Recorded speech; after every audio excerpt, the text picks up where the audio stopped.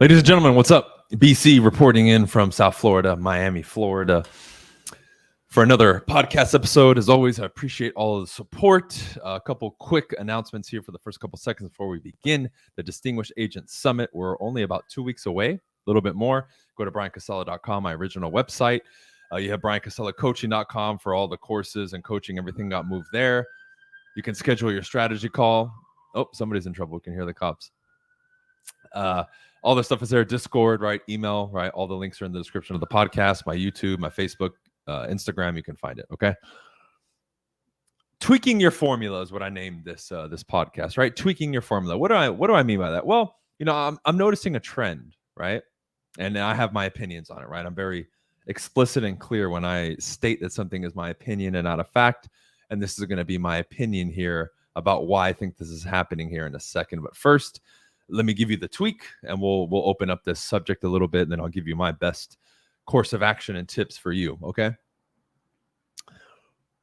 When you're wherever you're at now listening to this, right? I know typically the demographic that follows me, at least it used to be, I don't know if it is now, is more like beginner intermediate level, right? I will say the big chunk, and I would say that's probably the biggest chunk on YouTube as well, right? I'm noticing an issue. The tweak that you need to make is let me give you a classic example, right? We'll have somebody who follows me who, let's say they're aspiring to get into real estate and they're getting their license, right? First time being an entrepreneur.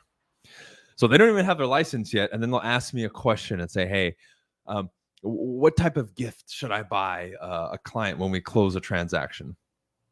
Okay. Seems harmless. Hey, they're doing their research. Good for them, right? Well, I would say no. My response to that is, why are you even concerned or looking at something that's step 150 in your career when you're not even on step 1 yet? Again, harmless. I get it. People have extra time. They want to study, right? So the tweak is going to be looking, planning, and studying at your current level and 1 or 2 steps ahead and mastering that and taking the lion's share of your time, 80, 90% on that. Then maybe 10% on something beyond where you're going. Why? This is what puts you in the mode and has you focused on the right things. Otherwise, you slip into this like almost psychosis that people talk about, and they've dubbed new terminology around it, right? Even though I don't really buy into this stuff myself. Oh, analysis paralysis and all this stuff, right? Well, really what it is like one thing that's popular now is scaling your business. I see it everywhere, right? You see the ads, everything, right? But again, if you're brand new or you have never done anything, you haven't even broken making 20, 50, 100 grand, you don't even really run a business yet, you don't have a foothold on what you're doing, how the hell are you going to scale?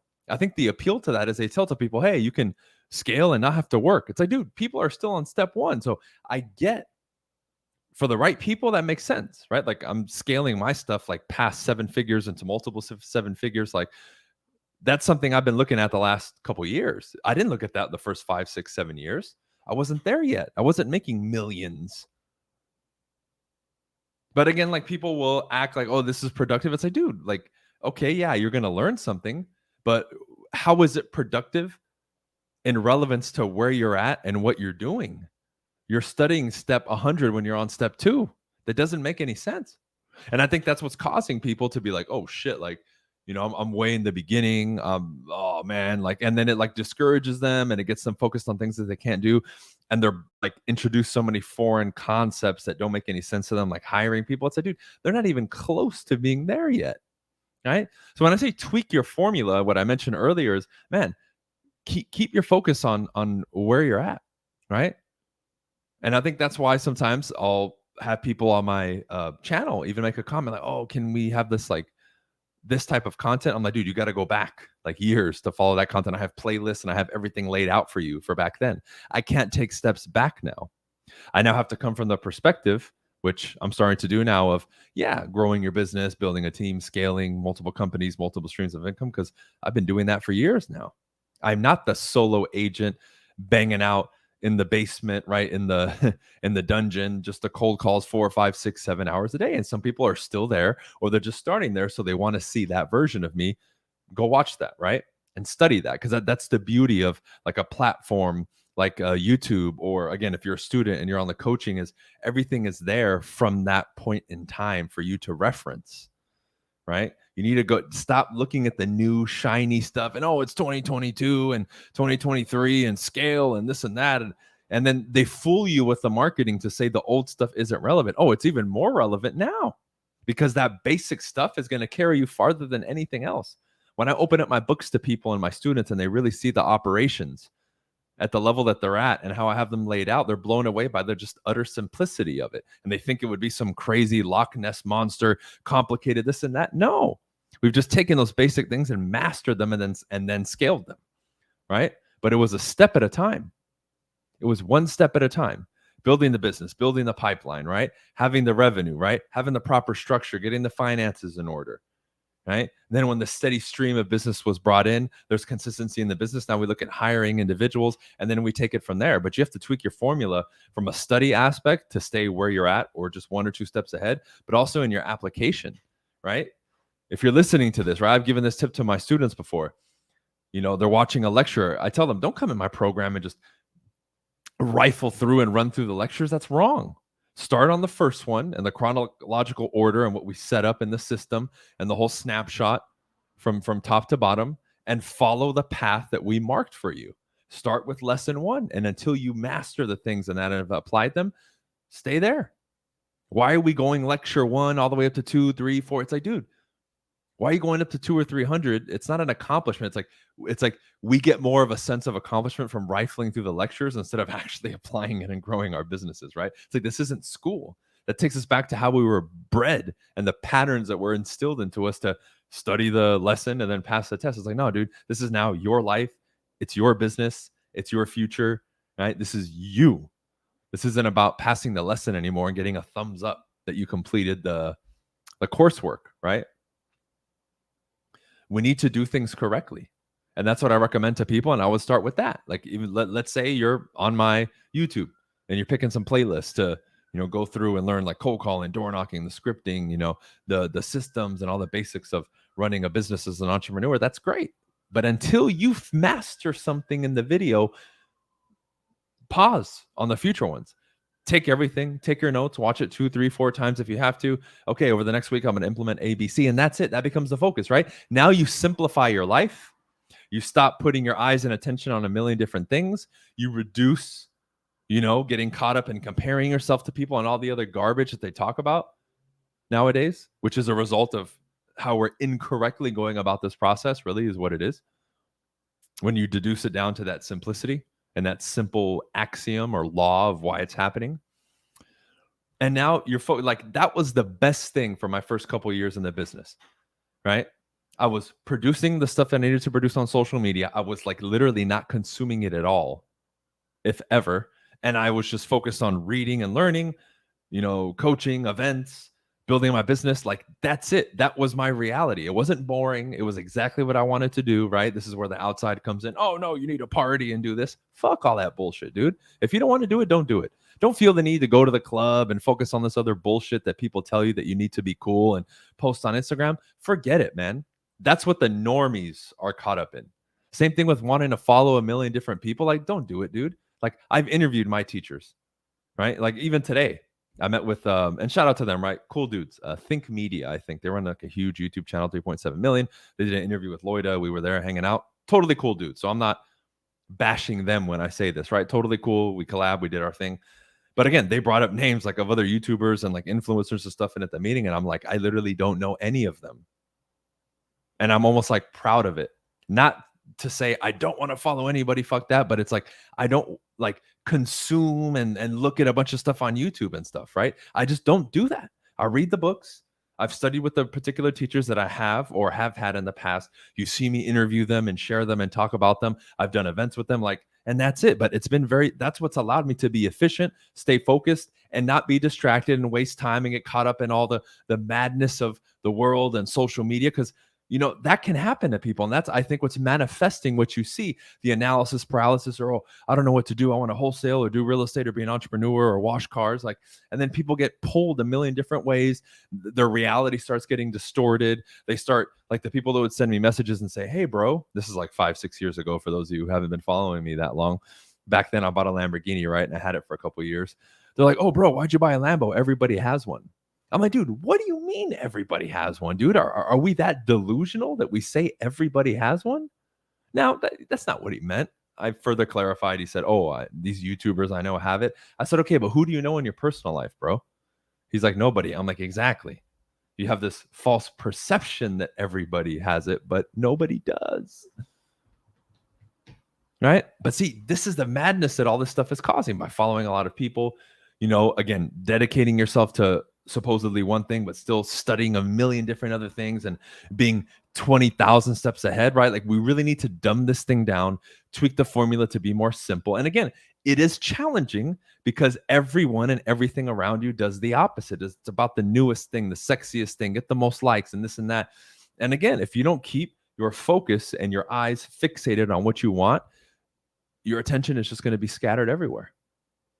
Right? Think of somebody that's like maybe like an avid gamer, right? Because I used to play games a lot. They're focused on that.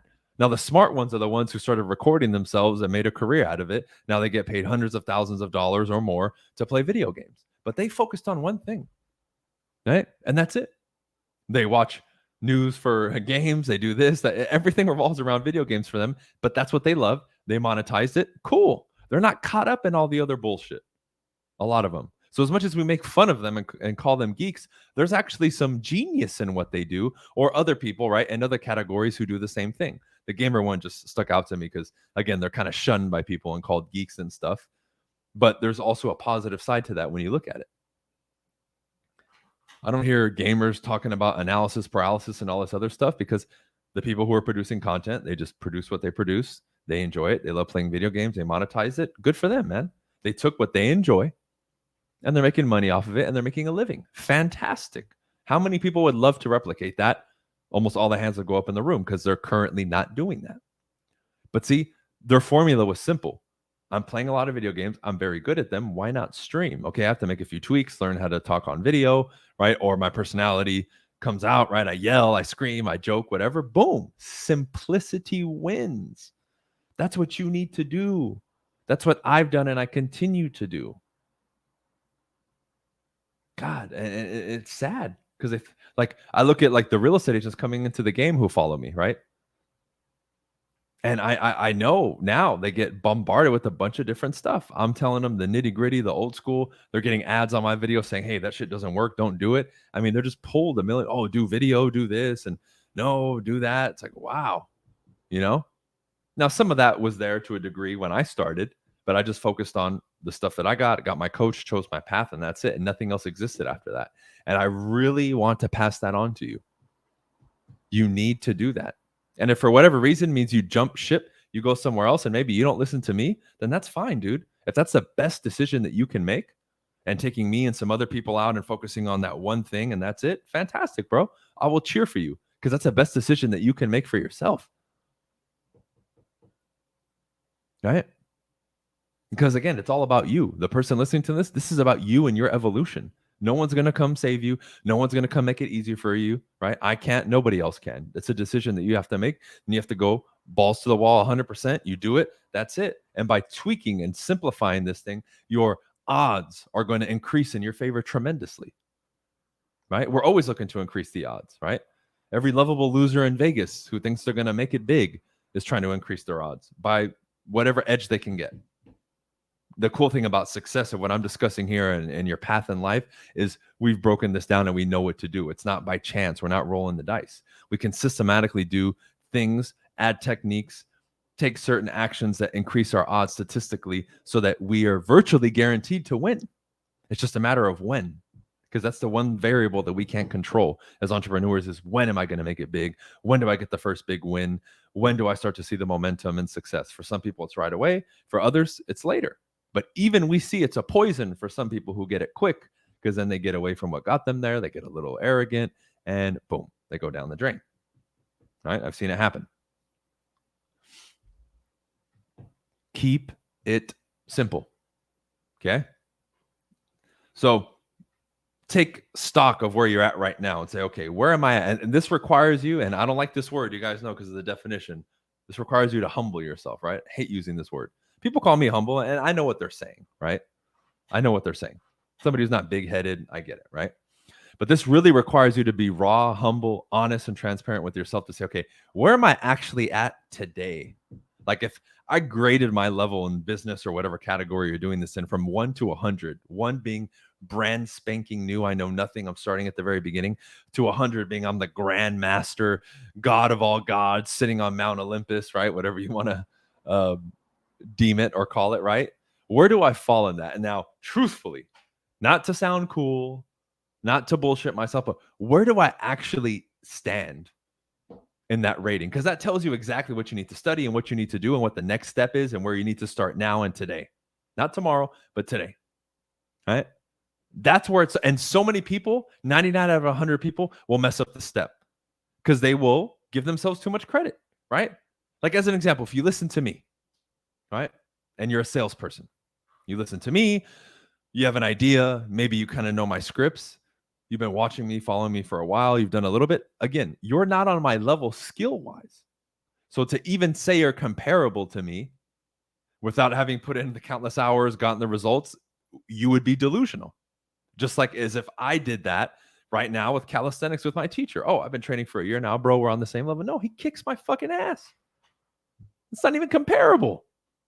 But because I've gotten stronger compared to how I was in the beginning and I'm moving to more intermediate exercises, right? I get a little big headed, like, oh, I'm the shiznit, right? But I need to be very honest when I look at the full spectrum. Where do I stand today? So, as much as I want to do some of the crazy shit he does in his workouts, I can't.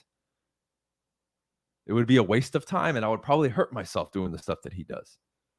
And this is what we need to do in every area of life: diet, fitness, finances, business, entrepreneurship, studying.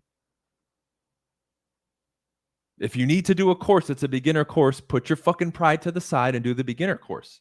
Dude, I know people, and believe it or not, right? This is a great time to bring it up.